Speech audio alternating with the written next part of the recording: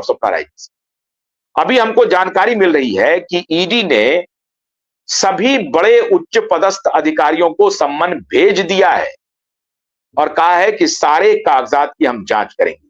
दिक्कत यह है साहब कि इतना बड़ा लैंड बैंक, छोटा लैंड बैंक नहीं है सहारा, इतना बड़ा लैंड बैंक और इतने बड़े लैंड बैंक में फर्जीवाड़ा, उस फर्जीवाड़े को ईडी का एक छोटा सा ऑफिस, सिर्फ एक ही काम तो नहीं है ना ईडी के पास कि सहारा में सारी शक्तियां ईडी की लग जाएंगी।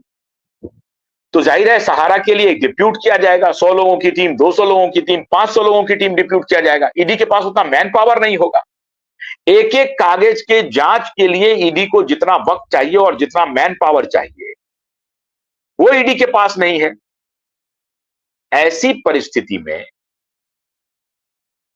ईडी करे तो क्या करे? सहारा एक अलाउद्दीन का आप कहिए कि या वो जयपुर का जो है वो हवा महल है, पता ही नहीं चल रहा है कि किधर से निकलेंगे और किधर से घुसेंगे, किधर से निकलेंगे। भूल भुलैया है सहारा। और इसकी परिस्थिति यह हो रही है कि एजेंट बंधु और निवेशक बंधु सड़क पर हैं, परेशान हैं, कोई सुनने वाला नहीं।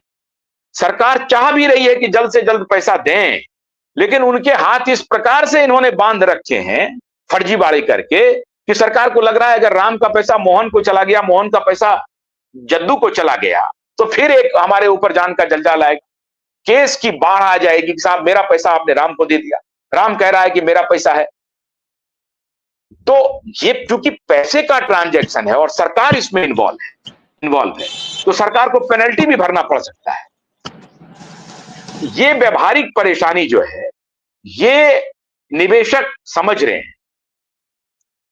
हां, मैंने शुरू में भी ये कहा था कि सरकार की नीयत में थोड़ा सा कभी कभी हमको संदेह लगता है। उनको ये काम वार लेवल पे करना है। आज जैसे 707 एकड़ का उन्होंने अटैचमेंट किया है, उनको पहली बात तो फुर्सत में कि सारा अटैच कर देना चाहिए, लेकिन क्या ये सारा अटैच करने का कानून कोई परमिशन देता है उनको?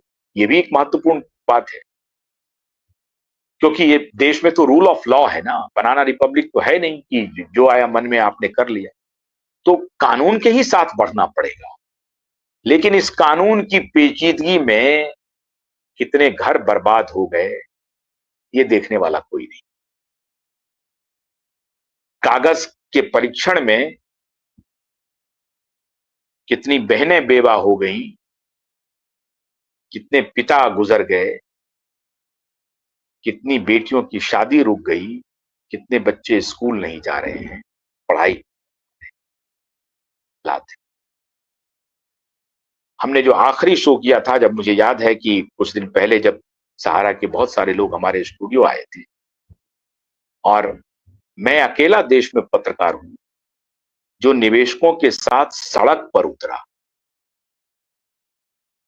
मैं जंतर मंतर भी गया और इनके समर्थन में आवाज उठाई। इसलिए नहीं कि मुझे सहारा से कोई बैर है, बिल्कुल नहीं। मैं ये देख रहा हूं कि पूरे तरीके से देश में रूल ऑफ लॉ को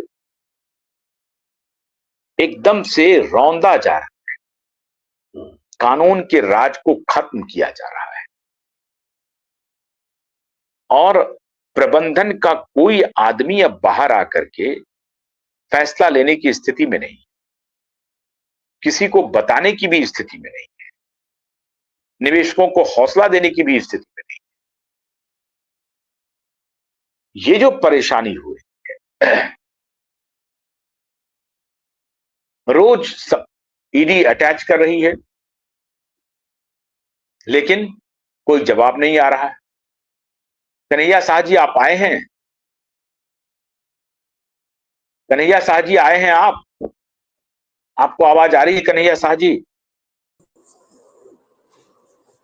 कन्हैया जी बोलिए। यस सर, नमस्कार। कन्हैया जी नमस्कार। कन्हैया जी नमस्कार।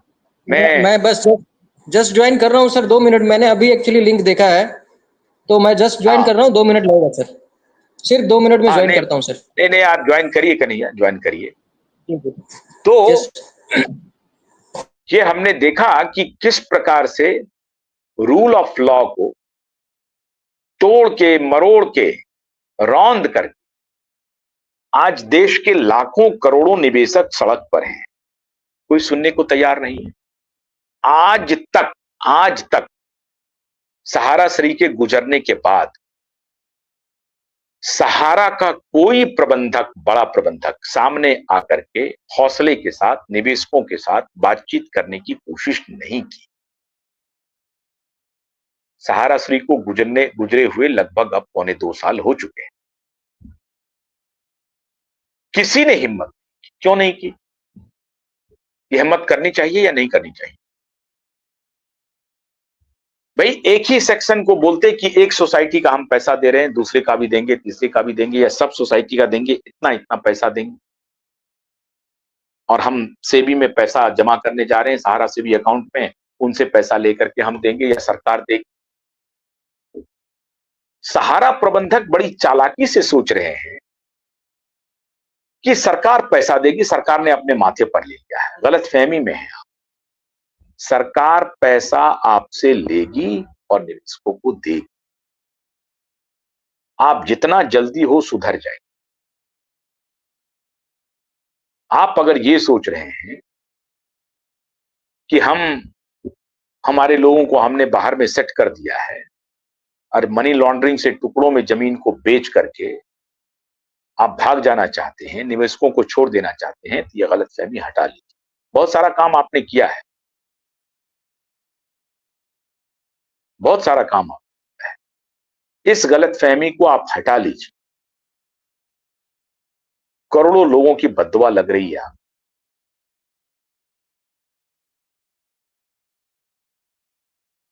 एमबी वैली का तो एक 707 एकड़ का हुआ। अभी कहा जा रहा था कि बरसोबा लैंड जो है उस पर जो है हजारों करोड़ की डील हो गई है। वो डील कहां है पता नहीं चला।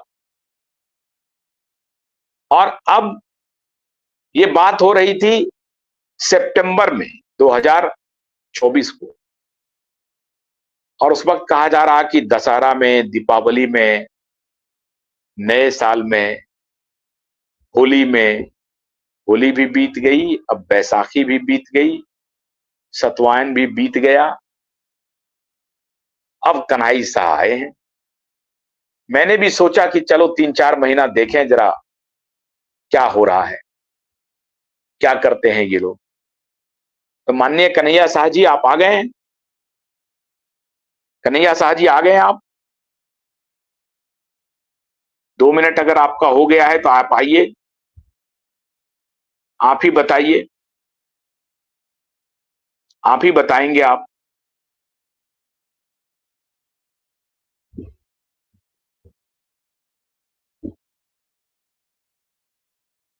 कुछ भी हुआ या नहीं हुआ?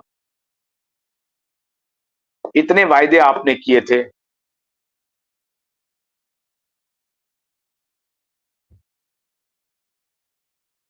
कोडरमा से आप जो ज्वाइन कर रहे हैं, बोलिए।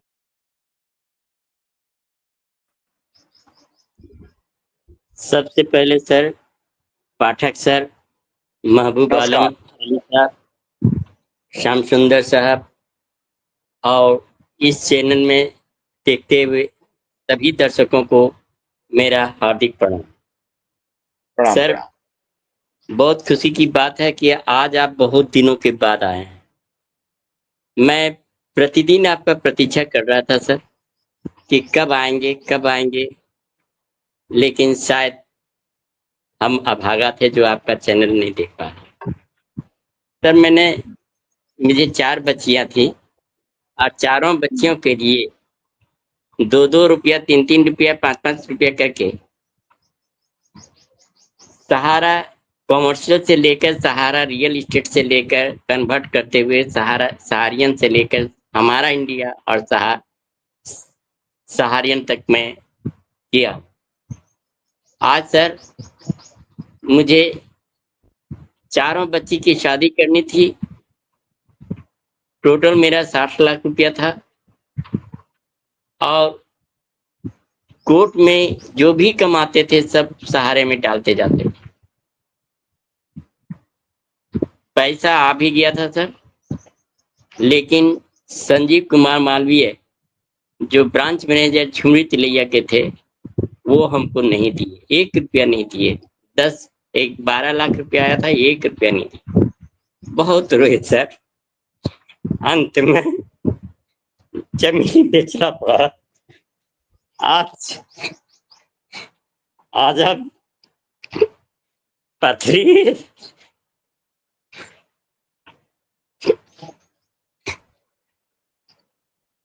स्टोन और अपेंडिक्स का डिजीज हो गया है। 4 महीने से पीता है, चारों तरफ दिखा चुके। आज दुर्गापुर में आए हैं, परिवार से 3 लाख रुपया लेके के स्टोन का ऑपरेशन हुआ सर, अभी अपेंडिक्स का बाकी है। पैसे का बिना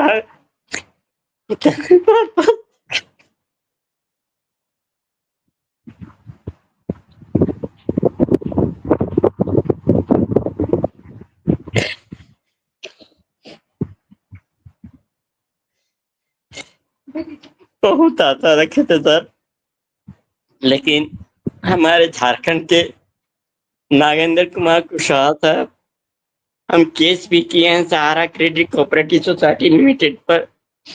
31 आदमी पर FIR दर्ज कराए हैं। 10/9/2024 को FIR आ भी गया, लेकिन अभी तक कोई कार्रवाई नहीं किया गया। हमें कुशवाहा साहब बोले कि आप जाइए DGP के पास में, DGP साहब बुला रहे हैं रांची। हम रांची भी गए। सुबोध CID इंस्पेक्टर थे सुबोध सिंह, उनके पास में सारी बातें को बताया। उसके बाद में कल हमको सुनने को मिला कि ABP में सहारा OP श्रीवास्तव और सपना राय और अलग सिंह ये सब लोग गए थे, ABP फाइल किए हैं रांची हाई कोर्ट में, जो उनका पिटीशन को रिजेक्ट कर दिया गया। कल यह भी सुनने को मिला कि 17 तारीख को मीडिएशन में आ रहे हैं सहारा के लोग। क्या मीडिएशन करते हैं रांची में, देखा जाता है। सर हम इतना अभी कमजोर हो गए जो बात नहीं कर सकते, इतना ही कहकर समाप्त कर।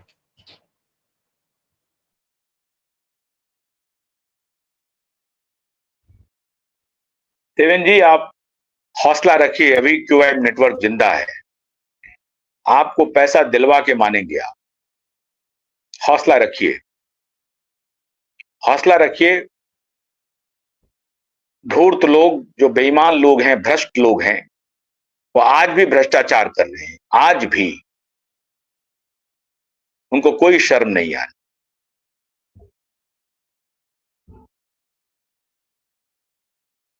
ऐसे निवेशकों के आंख के आंसू को देख करके भी सहारा प्रबंधन मौन है।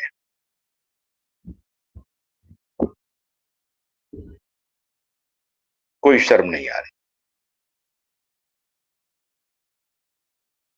कोई शर्म नहीं आ रही। बड़े बड़े लोग, आज भी वो लोग मर्सिडीज से चल रहे हैं, शर्म मानी चाहिए। आज भी वो चार्टर से चल रहे हैं।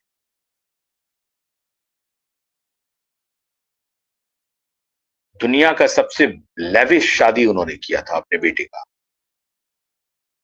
फेरी कर रहा था, चार्टर प्लेन, ऐसे गरीब लोगों के पैसे से। बड़े ऐसा लग रहा था कि बड़ा ब्रिलियंट दिमाग है और वो उन्होंने कमाल का काम कर दिया है, देश बदल देंगे। कन्हैया साहब आ गए।